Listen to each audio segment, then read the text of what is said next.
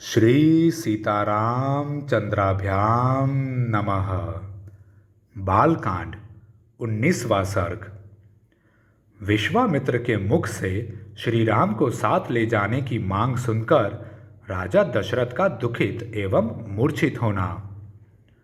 नृपश्रेष्ठ महाराज दशरथ का यह अद्भुत विस्तार से युक्त वचन सुनकर महातेजस्वी विश्वामित्र पुलकित हो उठे और इस प्रकार बोले, राजसिंह, ये बातें आपके ही योग्य हैं। इस पृथ्वी पर दूसरे के मुख से ऐसे उदार वचन निकलने की संभावना नहीं है। क्यों न हो, आप महान कुल में उत्पन्न हैं और वशिष्ठ जैसे ब्रह्मर्षि आपके उपदेशक हैं।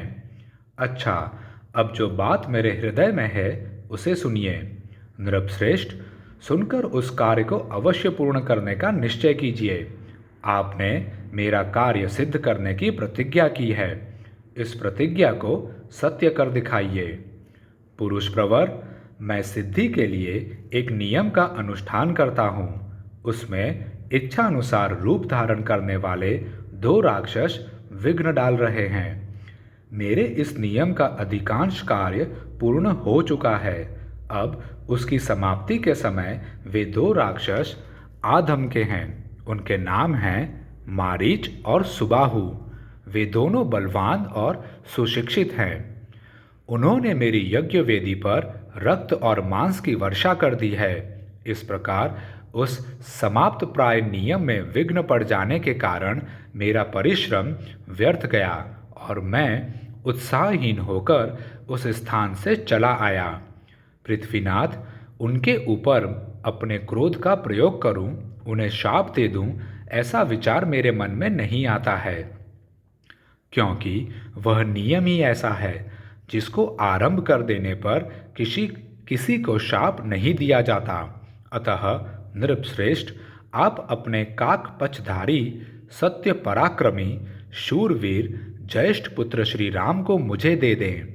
ये मुझसे सुरक्षित रहकर अपने दिव्य तेज से उन विघ्नकारी राक्षसों का नाश करने में समर्थ हैं। मैं इन्हें अनेक प्रकार का श्रेय प्रदान करूंगा, इसमें संशय नहीं है।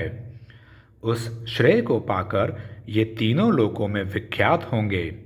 श्री राम के सामने आकर वे दोनों राक्षस किसी तरह ठहर नहीं सकते। इन रघुनंदन के सिवा दूसरा कोई पुरुष उन राक्षसों को मारने का साहस नहीं कर सकता। नृपश्रेष्ठ, अपने बल का घमंड रखने वाले वे दोनों पापी निशाचर कालपाश के अधीन हो गए हैं। अतः महात्मा श्री राम के सामने नहीं टिक सकते। भूपाल, आप पुत्र विषयक स्नेह को सामने न लाइए। मैं आपसे प्रतिज्ञा पूर्वक कहता हूँ कि उन दोनों राक्षसों को इनके हाथ से मरा हुआ ही समझिए। सत्य पराक्रमी महात्मा श्री राम क्या हैं, यह मैं जानता हूँ। महातेजस्वी वशिष्ठ जी तथा ये अन्य तपस्वी भी जानते हैं। राजेंद्र, यदि आप इस भूमंडल में धर्म लाभ और उत्तम यश को स्थिर रखना चाहते हो तो श्री राम को मुझे दे दीजिए। ककुत्स नंदन, यदि वशिष्ठ आदि आपके सभी मंत्री आपको अनुमति दें तो आप श्री राम को मेरे साथ विदा कर दीजिए। मुझे राम को ले जाना अभिष्ट है। ये भी बड़े होने के कारण अब आसक्ति रहित हो गए हैं। अतः आप यज्ञ के अवशिष्ट 10 दिनों के लिए अपने पुत्र कमल नयन श्री राम को मुझे दे दीजिए।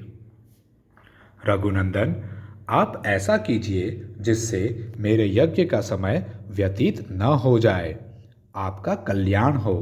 आप अपने मन को शोक और चिंता में न डालिए।